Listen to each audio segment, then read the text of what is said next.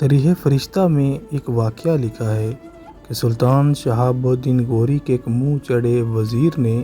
جو کسی حد تک سلطان کی خدمت میں گستاخ بھی تھا، سلطان سے کہا، کیا ہی اچھا ہوتا کہ خدا تعالیٰ بادشاہ کو کوئی بیٹا بھی عطا کرتا تاکہ کسی واقعے کے پیش آنے کے بعد اس کو تخت سلطنت کا وارث بنایا جاتا، کیونکہ سلطان شہاب الدین غوری کی ایک ہی بیٹی تھی۔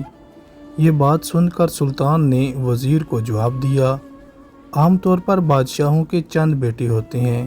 جو اپنے باپ کی وفات کے بعد حکومت کے وارث قرار پاتے ہیں،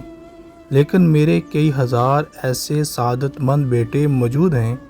جو میرے بعد عنان حکومت اپنے ہاتھ میں لے کر ایک مدت تک میرا نام زندہ رکھیں گے۔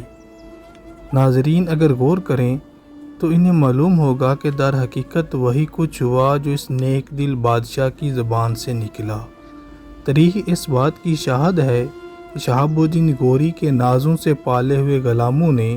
جس رعب دبدبے کے ساتھ ہندوستان پر حکومت کی ہے، اس کی وجہ سے نہ صرف ان فرما رواؤں کا بلکہ ان کے آقا شہاب الدین کا نام بھی حیات دوام حاصل کر چکا ہے۔